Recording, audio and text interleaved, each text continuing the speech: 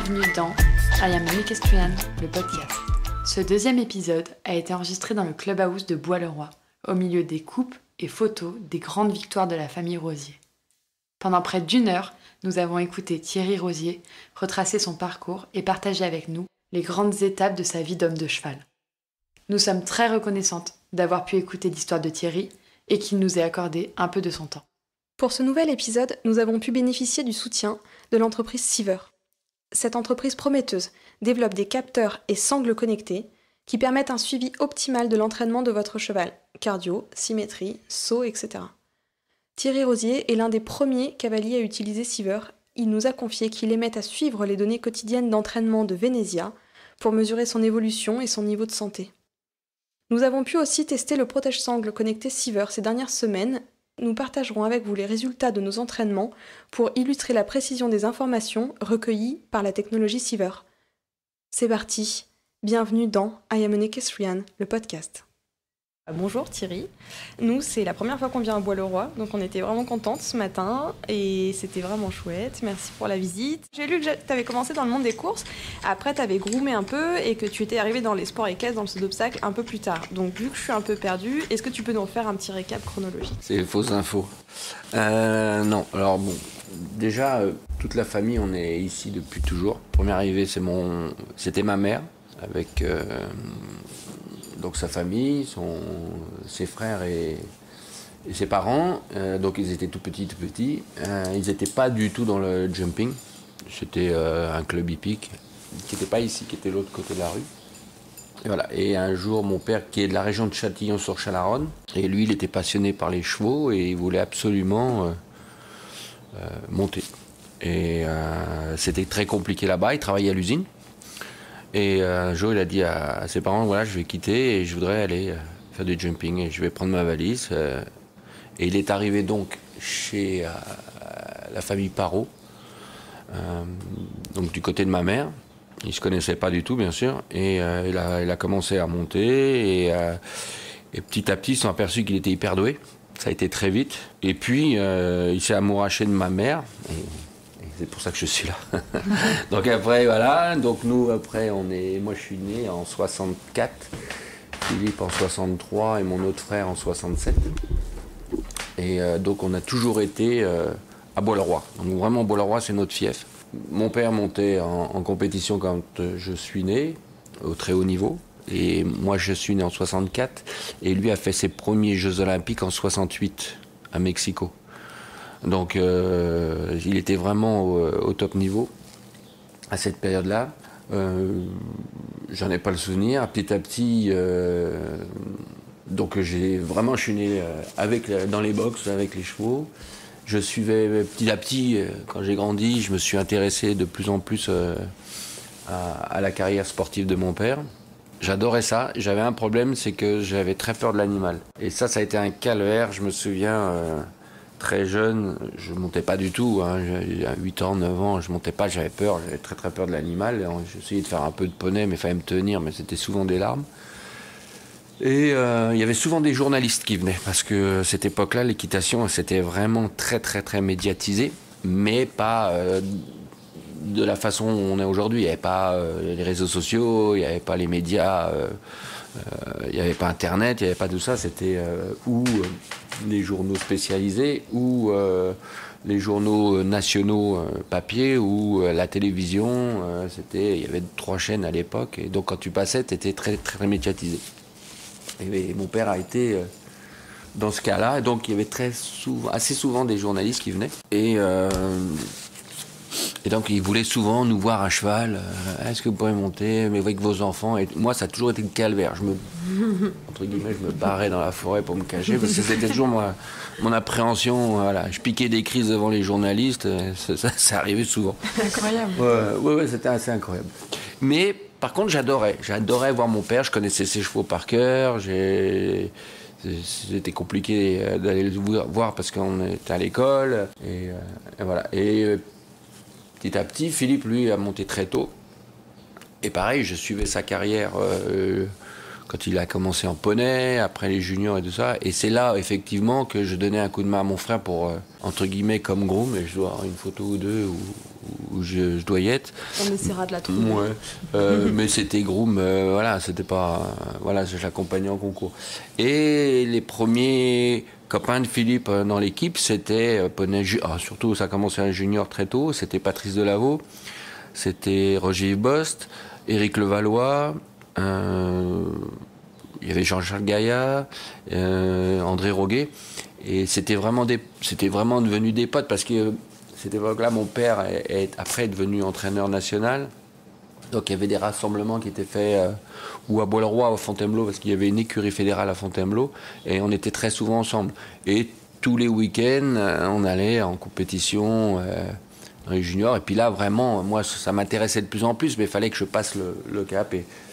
Et puis je me suis mis un peu un coup de pied au cul et voilà, j'ai commencé à monter. Et si je voulais suivre les copains, il fallait absolument que je monte. Je n'allais pas finir à préparer ou à être tout le temps avec Philippe, quoi. Et je me suis fait violence et puis ça a été assez vite parce que le fait de regarder beaucoup mon père ou les autres, j'avais des références. Je savais à peu près comment il fallait faire pour y arriver parce que je m'intéressais à ça. Et puis après, à 16 ans, j'ai commencé à faire les concours, 17, voilà. Et je me suis retrouvé à faire, à 18 ans, mes premiers championnats d'Europe, c'était au Vaudreuil. Et là, j'étais remplaçant. L'année d'après, je suis passé en jeune cavalier. Et j'ai fait mes deuxièmes championnats d'Europe. Là, j'étais par équipe. On a eu une médaille de bronze. Je dois avoir 2 médailles, je crois, en jeune cavalier, quelque chose comme ça. Enfin bon, ça remonte à un peu de temps.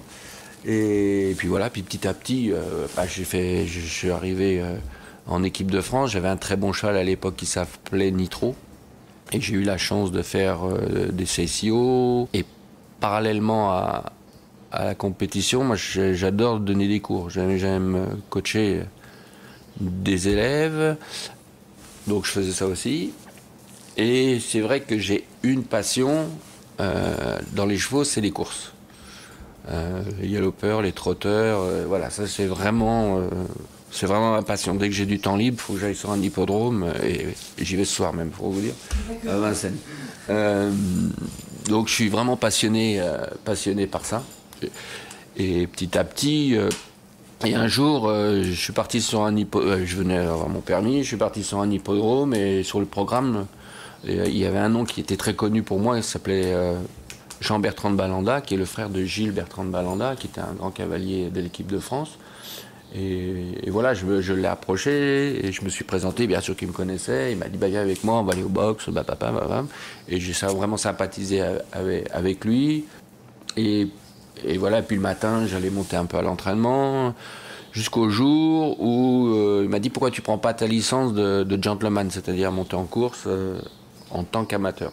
Et j'ai dit tu crois et tout, oui, c'est simplement une question de poids. J'ai dit bah écoute, je peux faire des efforts, hein, je vais me sécher un peu. Et puis bon, il n'y avait pas grand-chose à perdre, là, je devais perdre 3-4 kilos, mais parallèlement à ça, donc j'allais à l'entraînement, j'ai passé ma licence. Au mois d'août, j'ai fait ma première course à Deauville. Mais je montais aussi en équipe de France, donc fallait voilà. Ok, ma priorité c'était le concours bien sûr.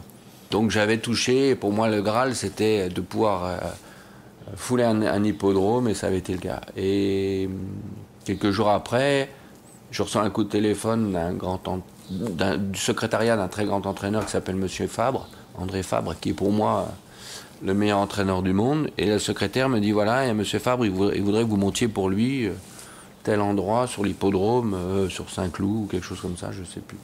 Bah, je pense que vous faites erreur parce que moi je débute. Non, il veut que ce soit vous. Bah, écoutez, est-ce que vous pouvez monter tel jour à tel poids? Bah, je dis oui, bien sûr, je monterai tel jour à tel poids, voilà. Je faisais juste le poids, je me souviens, c'était juillet-août.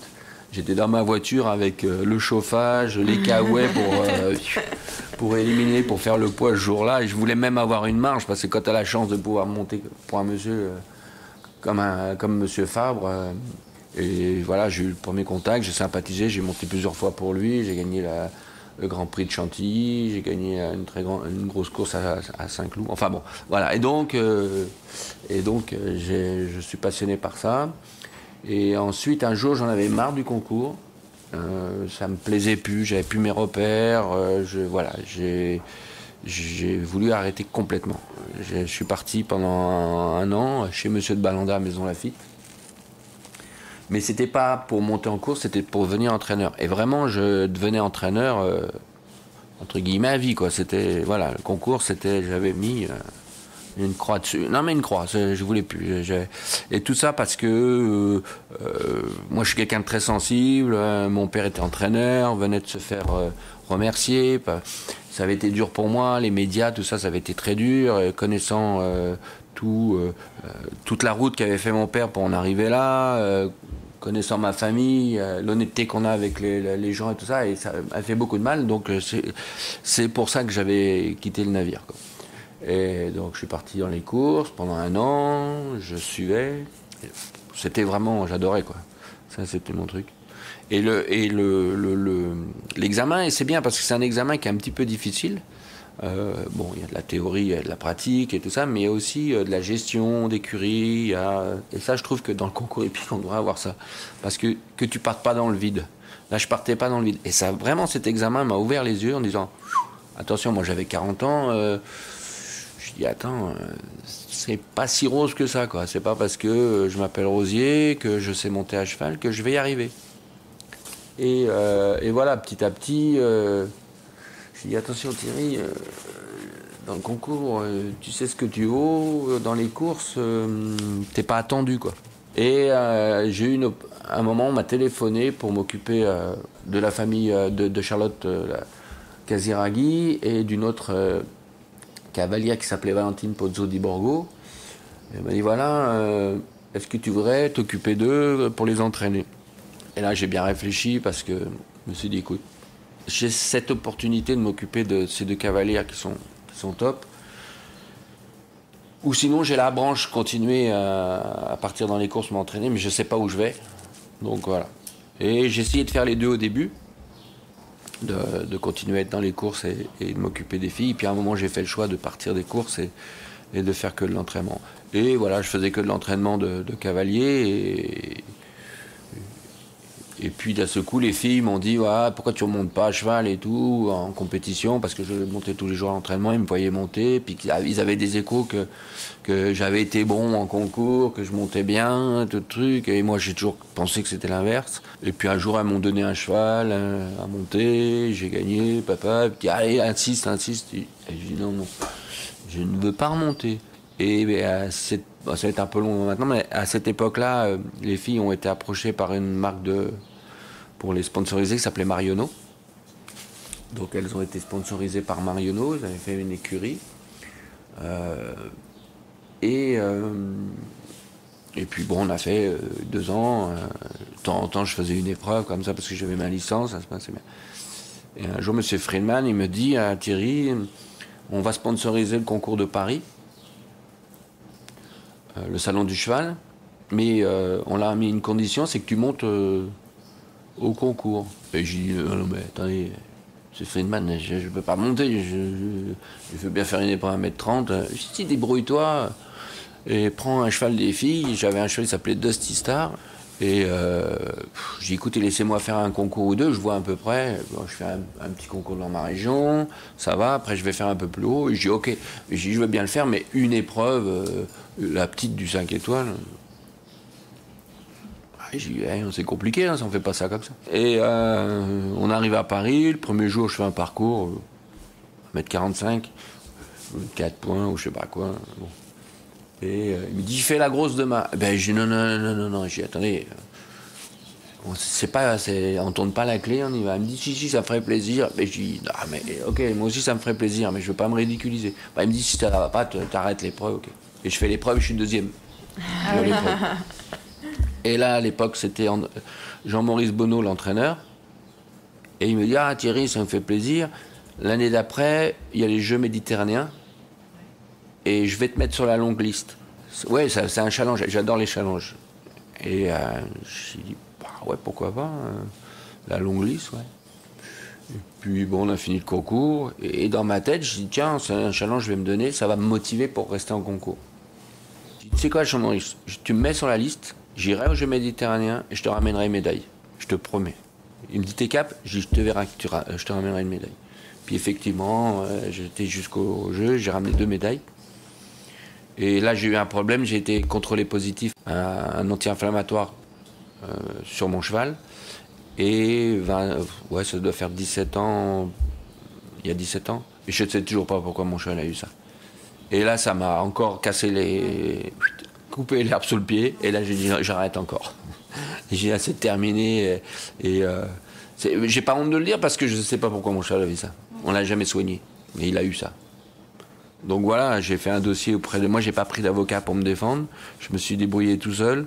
La FEI, j'aurais fait un dossier moi-même et ils ont bien vu que mon histoire, elle était quand même incroyable et que donc j'ai eu une mise à pied de 3 mois parce qu'ils m'ont dit on est obligé de vous donner une mise à pied parce que tu vois, elle avait ça dans le sang. Et on t'a pas retiré les médailles? Si.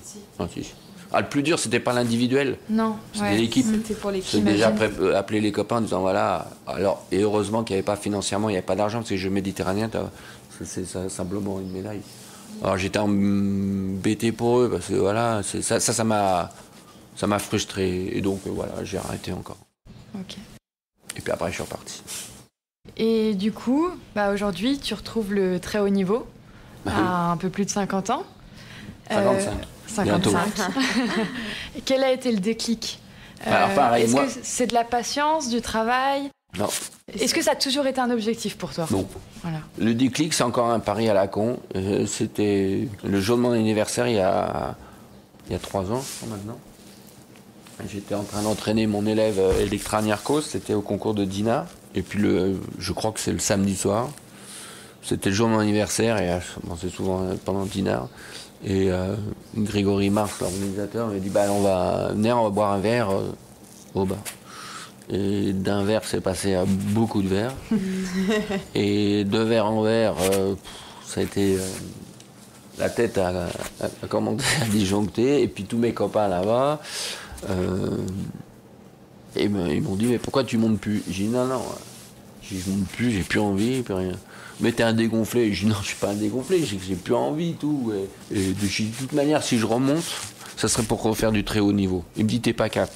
Je dis c'est pas d'actualité, mais si je remonte, c'est pour faire du haut niveau. Et la soirée se passe, et complètement à ta cuisse. Et j'ai dit ok, je vous fais le pari. Mais si je monte, c'est pour aller au plus haut niveau et je vais essayer d'aller aux Jeux Olympiques de Tokyo. Il me dit on fait le pari. Moi je dis ok, on fait le pari. Tout a été une histoire de challenge, quoi. Ouais, j'ai dit ok, on fait le pari. Mais j'ai pas de cheval. Ce soir-là, j'avais pas de cheval, puis je montais plus. Et donc je me couchais, mal au crâne et tout machin. Le lendemain matin, je me réveille. J'ai dit aïe. D'abord, j'avais très mal à la tête. J'ai fait un pari compliqué. Et j'ai dit, mais je me souvenais du truc. J'ai dit, qu'est-ce que j'ai été raconté? Mais j'ai pas de cheval. J'ai dit, merde, ça va couper court l'histoire. Je vais m'excuser, je vais écouter l'alcool. Et le lendemain matin, je prends le petit déjeuner avec ma propriétaire. Et elle me dit, Thierry, il faut que je te parle. Voilà, j'ai pas mal de contraintes professionnelles à avoir. Et malheureusement, pendant 2 ans, je ne vais pas pouvoir monter parce qu'il faut que je m'implique énormément dans la société des courses de la famille. Et tout. J'écoute Electra. En plus, moi, c'est quelque chose d'avoir reconnu Electra à Niarchos. C'est quelque chose de formidable parce que moi qui suis passionné des courses, et eux qui ont une des plus belles écuries du monde au niveau des courses, tout ça, c'est magique. J'écoute Electra, il n'y a pas de problème. Moi, je prends tes juments, je les travaille, et le jour où tu as besoin de remonter, ils seront prêts, t'inquiète pas. Et je vais les emmener en concours. Et donc, ce dimanche, c'est quand même incroyable. Il y a quand même un destin. Les chevaux, j'ai pas de chevaux le samedi soir. Je fais un pari idiot le samedi soir. Et le dimanche, ma propriétaire m'annonce qu'elle ne va pas monter pendant 2 ans. Et j'ai des perles dans les mains. Je dis voilà, c'est ça. Et puis c'est parti. Voilà. Mais je pensais pas que 2 ans après, déjà, j'allais être sélectionné pour les championnats du monde. Et c'est déjà un truc incroyable, déjà ça. J'avais jamais côtoyé ce très très très haut niveau de ma vie et en peu de temps, ok, c'est beaucoup de boulot. Je me suis acharné sur mon travail. J'ai une ligne de conduite dans le travail qui est top, je pense, et je ne dérange pas. Et voilà, et donc c'est arrivé aussi beaucoup plus vite que je pensais. D'accord.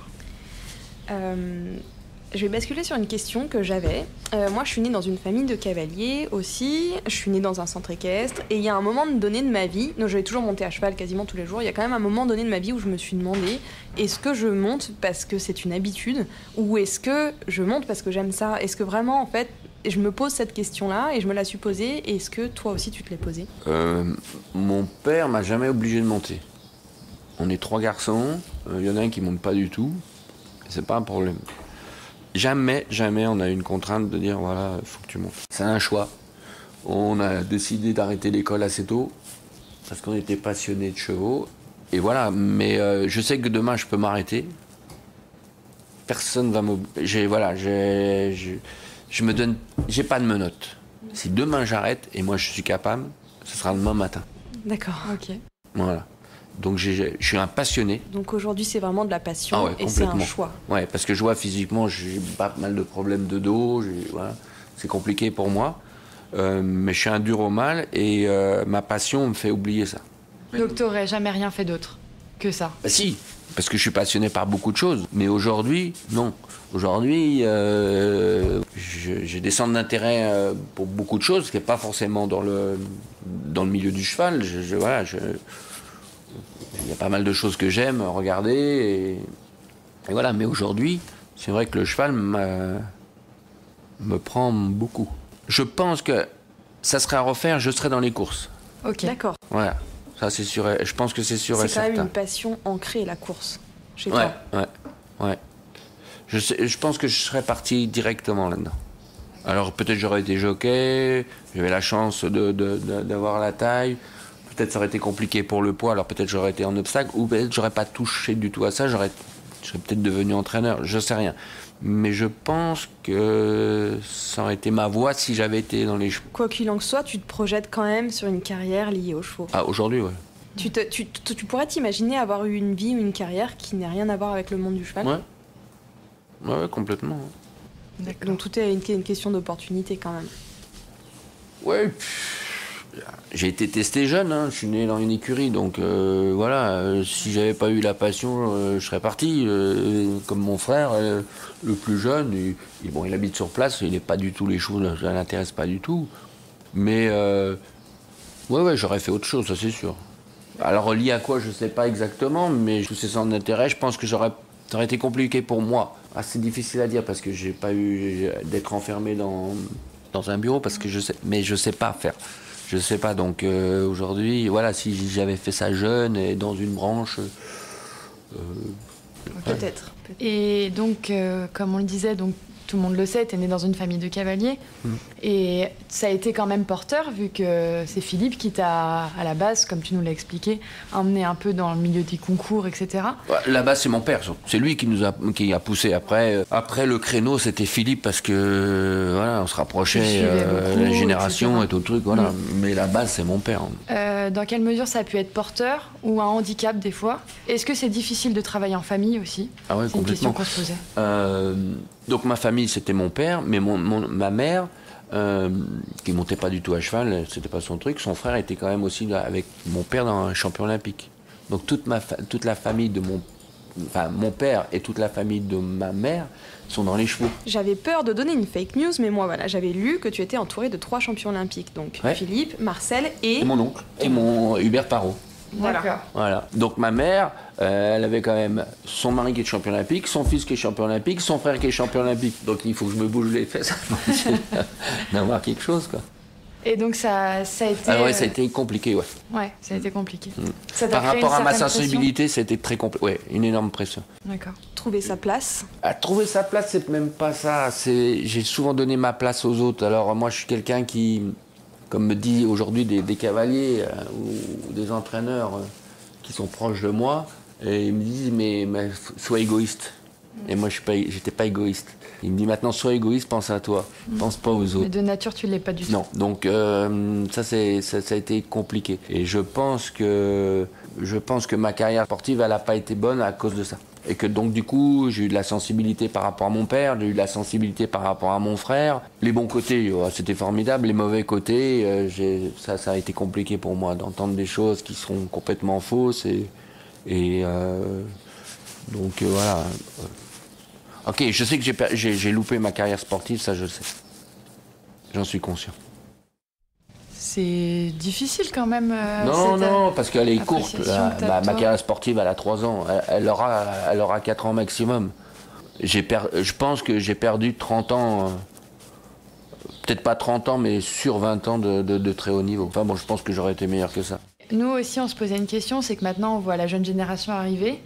Et est-ce que tu penses que c'est plus facile et est-ce que tu penses qu'il faut être un peu fils d'eux pour réussir dans ce milieu-là? Oui. C'est beaucoup plus difficile maintenant. Alors moi j'ai eu la chance même si je montais pas, de toujours suivre le mouvement parce que je sais que comme je montais j'avais 18 ans ou 20 ans et aujourd'hui je monte pas du tout pareil. Ma technique n'est pas la même, les chevaux sont pas pareils, les parcours sont complètement différents. Le galop n'est plus le même. Enfin bon, c'est un monde différent, c'est une autre planète.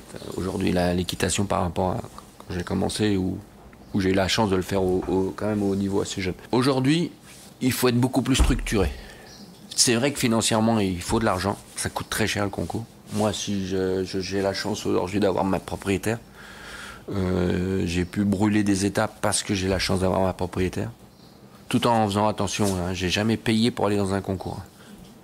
Depuis 3 ans, non, repartir au haut niveau, je peux vous dire que quand il n'y a pas un point ranking list et que tu as des prétentions de remonter au très haut niveau en 2 ans, parce que c'était 2 ans après que j'ai fait du haut niveau. Il faut s'accrocher à quelque chose, il faut être sûr de son truc. Et je n'ai jamais payé pour un concours. Si, je paye les engagements, et voilà. Mais je n'ai jamais. J'ai dit à ma propriétaire, non, laisse-moi faire. Je veux qu'on me prenne pour mes qualités sportives, pour mes résultats, mais je ne veux pas payer dans un concours. Ça, c'est sûr et certain. Donc, on est arrivé là sans payer. Mais important déjà, je pense que moi j'ai mes règles, j'ai des règles de travail. D'abord j'ai une super équipe de mon personnel. J'essaye de m'entourer de bonnes personnes, des personnes positives. J'ai la chance d'être dans un endroit assez magique. Et c'est beaucoup plus dur parce qu'aujourd'hui il y a la concurrence. La concurrence de tous les pays. Sur la planète aujourd'hui, il n'y a plus de petites nations. À l'époque, il y avait 4-5 nations européennes qui étaient fortes. 1 ou 2 nations, c'était les Canadiens, les Américains, les Canadiens, mais après, c'était pas comme aujourd'hui. Aujourd'hui, il n'y a plus de petits pays. Un Européen peut être champion olympique, un Américain peut être champion, un Asiatique peut être champion, un Arabe peut être champion olympique, ou champion du monde, ou gagner un Grand Prix du Global, ou peu importe. Aujourd'hui, c'est très, très, très ouvert. Mais il faut travailler beaucoup, avoir une ligne de conduite. Il faut être exigeant avec soi-même.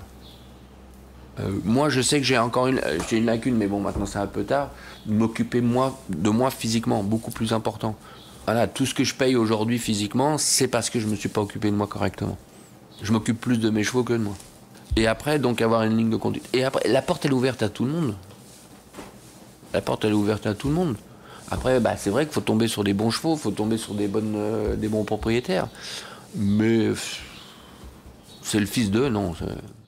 En France, c'est quand même compliqué aujourd'hui, on le sait, de trouver des propriétaires, de garder des propriétaires, de pouvoir garder ses chevaux. Est-ce que toi, tu penses que tu as une organisation relativement pérenne avec tes propriétaires? Est-ce que tu penses que tu as réussi à trouver un équilibre et un fonctionnement pour pouvoir justement s'inscrire dans la durée? Ouais, moi je fais pas de l'usine, c'est-à-dire que je veux pas beaucoup de propriétaires, je veux pas beaucoup de chevaux. Je veux m'occuper le plus possible de mes chevaux, d'être le plus proche d'eux. Je pense que c'est aussi la part de ma réussite. J'ai la chance d'avoir des propriétaires depuis très longtemps, avec qui j'ai lié des liens d'amitié énormes et qui me font confiance à 2000%. Ça pourrait durer, mais ça ne durera pas. Pour une simple et bonne raison que je vais pas continuer 100 ans, hein. Ça c'est sûr et certain. A priori, j'arrêterai la fin d'année prochaine. Ça c'est pratiquement sûr et certain. Donc pour toi, il te resterait 2 saisons? 1 et demie maintenant. Donc Aujourd'hui, je sais que mes propriétaires sont contents.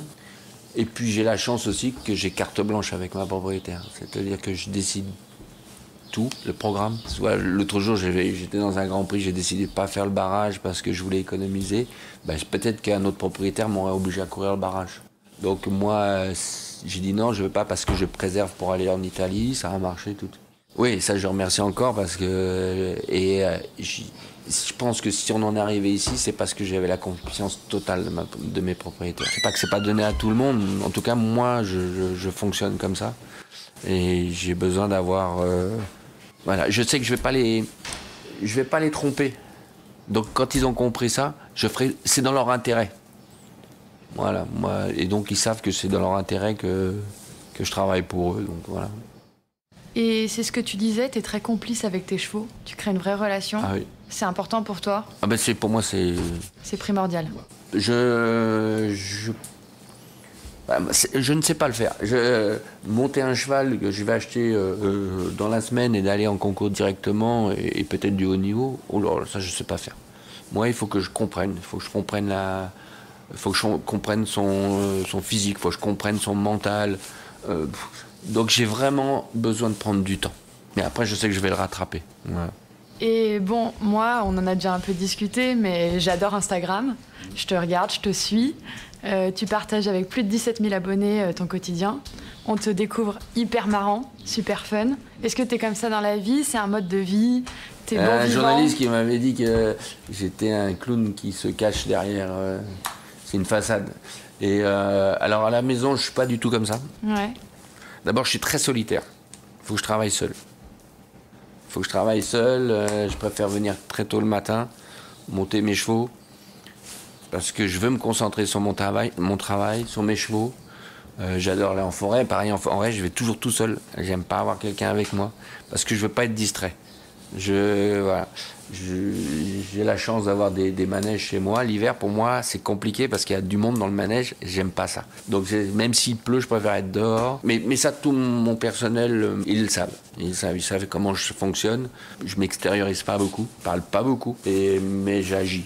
Donc voilà, ils savent que je suis comme ça. La maison, c'est comme ça. Mais bon, mon personnel, je le respecte à 2000%. Ils sont là depuis longtemps et ils savent que moi, je travaille le matin. Tous les chevaux, il faut qu'ils travaillent le matin. L'après-midi, on peut les balader, on fera autre chose. Et puis moi, j'ai autre chose aussi à faire.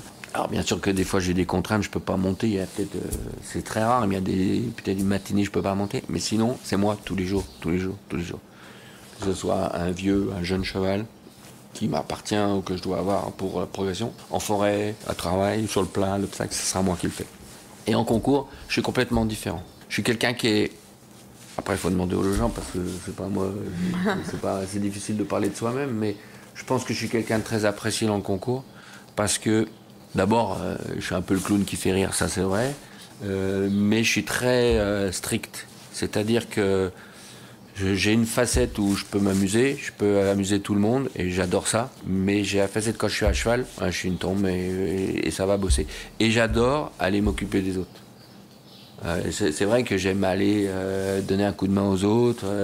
Et effectivement, il y a pas mal de cavaliers qui viennent me voir et qui me disent « Ah tiens, qu'est-ce que tu penses quand je fais la reconnaissance ?» Des choses comme ça. « Tu ferais quoi ?» Et ils savent que j'aime ça. Et la période que j'ai passée pendant 2 ans, pendant surtout une année en équipe de France, ça a été mon truc. Ouais. J'avais monté et j'adore aller au paddock avec mes coéquipiers. Et quand je suis parti au championnat du monde, à Trayonne, Philippe Gardin, il m'a dit, écoute, je vais t'emmener parce que je sais que si j'ai besoin de toi, je savais que j'allais être...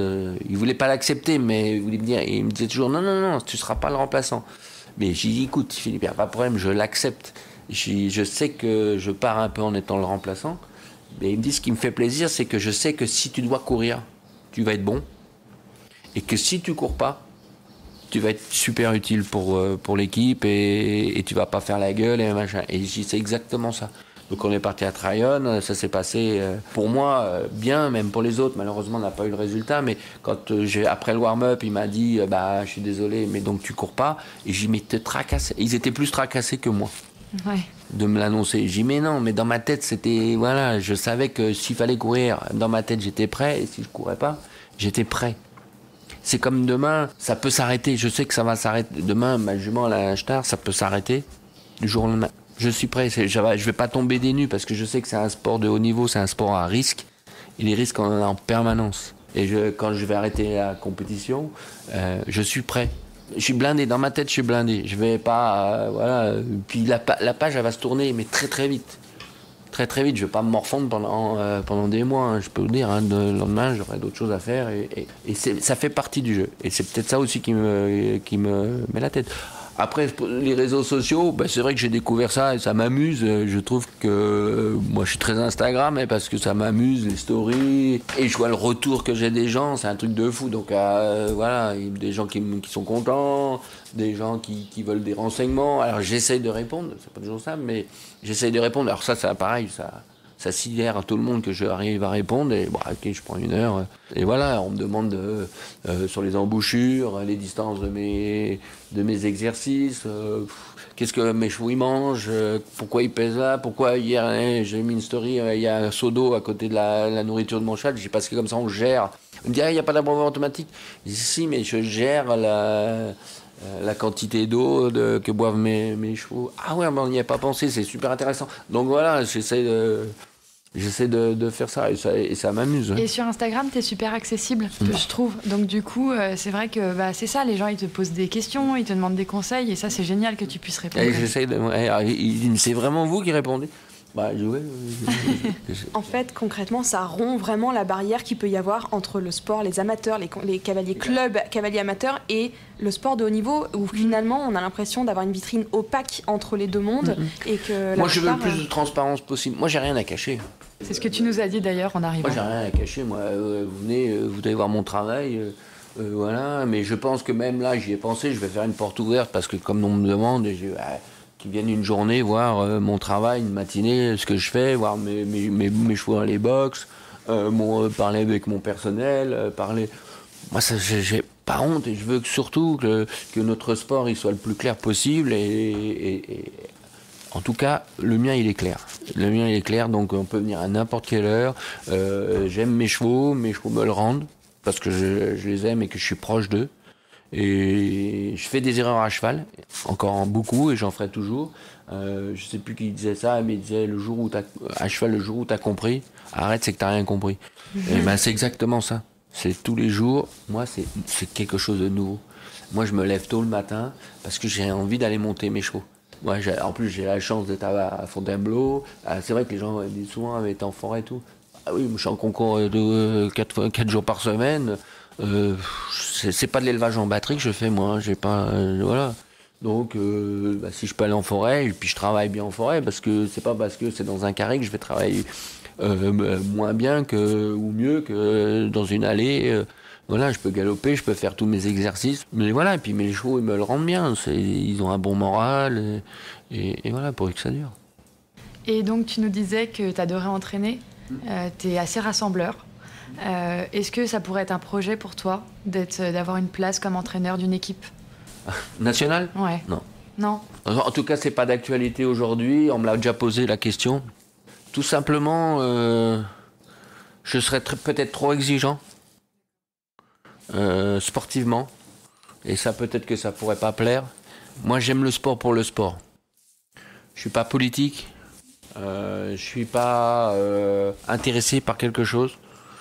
Moi, si je le ferais, c'est pour le sport. Et je suis pas sûr que ça soit vraiment assez facile pour de faire ça comme ça. Par contre, pourquoi pas être assistant si un jour un entraîneur national me plaît et que je vois que je pourrais travailler avec lui, ouais, pourquoi pas, hein. Pourquoi pas, parce que je l'ai fait l'année dernière. Enfin, je ne l'ai pas fait, non, mais j'ai aidé pas mal l'équipe et ça m'a vraiment énormément. Et c'est vrai qu'il y a des cavaliers qui m'ont demandé. Ils m'ont dit, mais pourquoi tu ne fais pas ça plus? Alors, je dis déjà, aujourd'hui, c'est pas d'actualité. D'abord, j'aime pas trop me faire voir. Je suis plutôt discret, donc c'est pas quelque chose qui... Je pense pas que ça me plaise, voilà. Dans les stories, on me voit pas souvent. Oui, c'est vrai. On voit mes chevaux, j'aime pas trop ça. Maintenant, c'est vrai que j'adore donner des cours. J'aime rester chez moi, installé, que les gens y viennent. Et ça j'adore. Et après, en concours, c'est vrai qu'il y a pas mal de cavaliers qui me demandent des conseils maintenant. Et ce qui est drôle, quand je mets mes exercices des stories, que j'arrive en concours, certains cavaliers professionnels me disent « Ah, bah tiens, on a mis la même chose, c'est bien ce que tu fais. » et tout. Il y a 2 jours, j'avais des journalistes qui étaient là, ils venaient faire un bouquin et tout. D'abord, je suis pas quelqu'un, intéressé par l'argent, malheureusement. J'en donne plus que j'en ai. Voilà, je veux pas faire de cinéma, j'ai pas de... Voilà, je ferai pas une méthode, j'ai pas envie de faire une méthode. Il y a d'autres gens qui vont le faire et moi, ça m'intéresse pas. Mais voilà, après, j'ai envie de faire ce que j'aime. C'est naturel. Voilà, si je m'amuse à faire des stories, c'est naturel, je suis pas... Tu te mets pas en scène, quoi. Ah non. Faut que ça soit vraiment naturel. Voilà. Après, je pense que les gens, ils aiment ça, ils voient qu'il n'y a pas de cinéma, quoi. Donc, entraîneur national, c'est pas tout de suite à l'ordre du jour, mais... Moi, je crois que ça sera jamais. Mais tu disais qu'il te reste, une saison et demie. Quels sont tes projets après? Est-ce que tu as déjà des projets? T'en as déjà beaucoup? Est-ce qu'il y en a dont tu peux déjà parler? Ça sera autour des chevaux, ça c'est certain. M'occuper plus du coaching, ça c'est sûr et certain. Moi je suis quelqu'un de terrain, d'accord?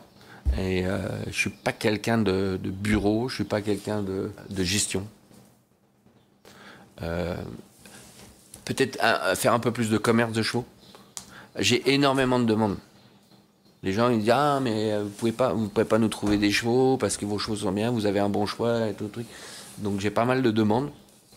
Donc peut-être mais donc je m'entourerai des gens parce que je suis pas commerçant dans l'âme. Je suis pas commerçant, je serais incapable, je suis pas très bon pour vendre un cheval parce que je suis trop honnête. Enfin, je dis pas que les marchands sont pas honnêtes, mais je vais déjà donner tous les défauts de mes chevaux et puis après, voilà. Peut-être quelques qualités après. Ouais, mais non, mais je dirais tout exactement. Voilà, faut faire ci, faut faire ça. Alors déjà, c'est pas très bon vendeur, quoi. Je veux dire, si tu commences à dire, ben ça, faut qu'il fasse 10 minutes là, le gars qui vient acheter va dire, ah voilà, c'est trop de boulot. Voilà, mais j'ai besoin d'être entouré pour faire ça. Après, c'est sûr que quelqu'un achète un cheval derrière moi, il est pas mal. Le produit, ça sera un bon produit, quoi. J'ai la chance d'avoir un bon œil pour voir les chevaux, parce que je regarde beaucoup.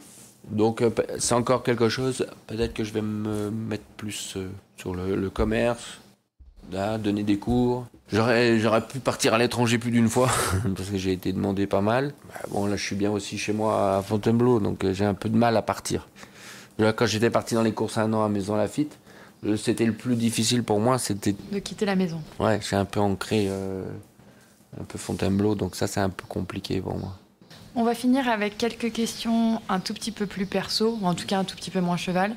Qu'est-ce que c'est pour toi la réussite? Est-ce que c'est d'avoir de la reconnaissance des gens qui t'entourent? Est-ce que c'est gagner beaucoup d'argent? Apparemment pas, de ce que tu disais.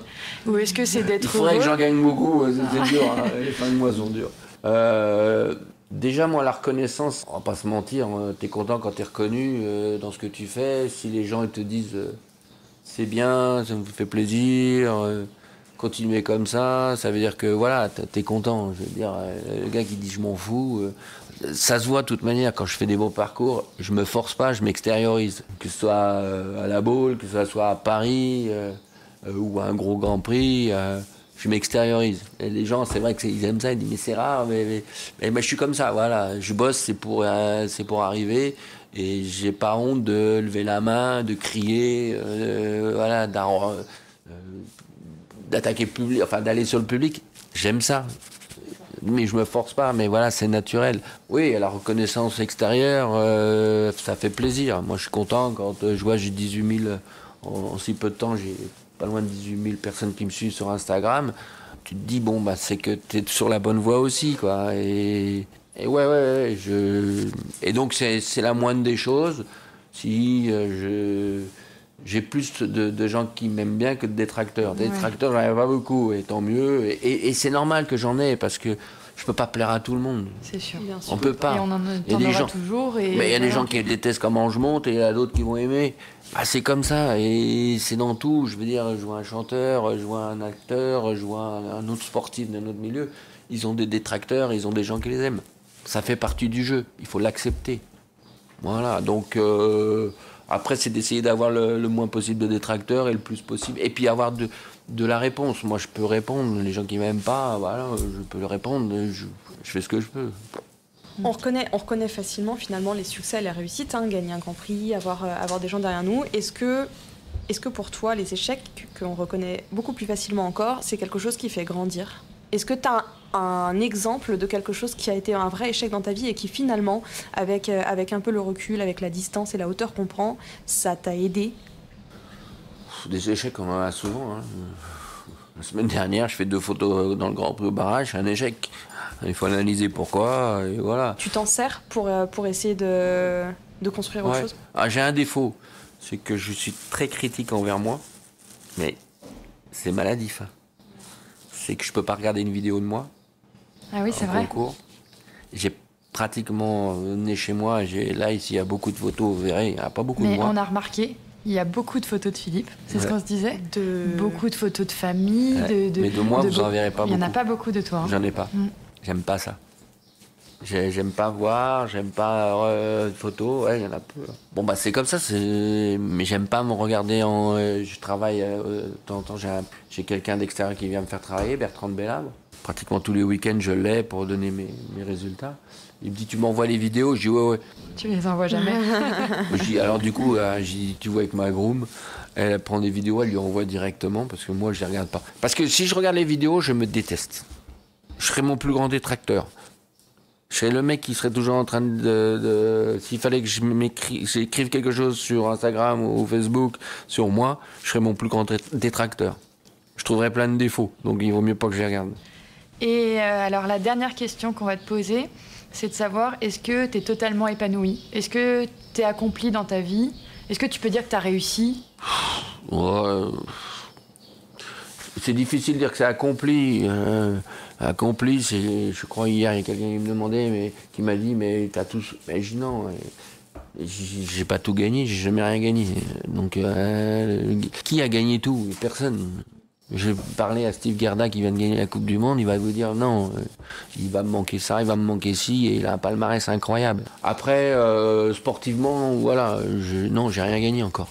Je gagnerais, vu les années qui me restent à passer, je gagnerai pas grand-chose.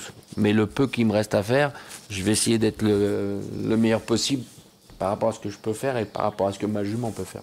Mes juments. Et voilà. Après, dans la vie privée, c'est difficile de dire que non, parce que voilà, j'ai pas d'enfant, j'ai toujours... je me suis donné peut-être plus pour mon sport, pour mon métier, que pour ma vie privée. Et ça, c'est un peu compliqué, parce que j'ai pas loin de 55 ans. J'ai toujours donné plus pour les chevaux que pour moi personnellement. Je me suis pas assez occupé de moi, je me suis pas assez occupé de fonder une famille. Ça a toujours été mes chevaux. Je pars pas très très rarement en vacances. Moi, je trouve que quand tu vas en concours, c'est les vacances. Alors, et c'est un regret pour toi? Ouais, c'est un regret, ouais. Une frustration, après... travailler en famille, ça a toujours été compliqué. Mais je pense que dans toutes les familles, je connais pas beaucoup de familles dans l'équitation qui... Voilà, je vois, mon père c'était un crack, mon frère c'était un crack, moi je fais du très haut niveau aussi. Chacun a un caractère différent. Donc on travaille dans le même lieu, mais on travaille pas du tout ensemble. Moi je peux pas travailler avec Philippe parce qu'on a le même but. Si on peut monter sur la plus haute marche, ramener des coupes, gagner plein d'épreuves, lui il a le même sentiment que moi et il a la même envie que moi et voilà. Et mon père c'était le cas, mais tous les chemins mènent à Rome comme on dit, bah, c'est la même chose, mais on a des chemins différents et moi j'ai pas le même chemin que Philippe. Et voilà, donc on travaille pas du tout ensemble. Moi, mon entourage est différent du sien. Moi, j'ai quelqu'un qui vient me faire travailler. Philippe, il a de temps en temps aussi quelqu'un qui vient le faire travailler. Mais voilà, je pense que mon entraîneur ne s'entendrait peut-être pas avec Philippe. Les vétérinaires sont différents. On a le même ostéopathe pour les chevaux, mais voilà. C'est complètement différent. Après, il y a quand même le côté famille. On est quand même, voilà, on se voit tous les jours. Donc voilà.